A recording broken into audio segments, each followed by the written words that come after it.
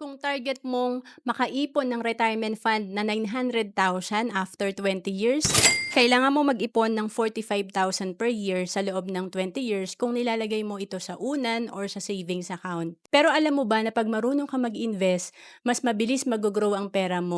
Na instead na 20 years ka nag-iipon, 7 years ka lang mag-iipon kagaya ng sa Kaiser ng 45,000 per year. And may projection ka na 875,000 after 20 years.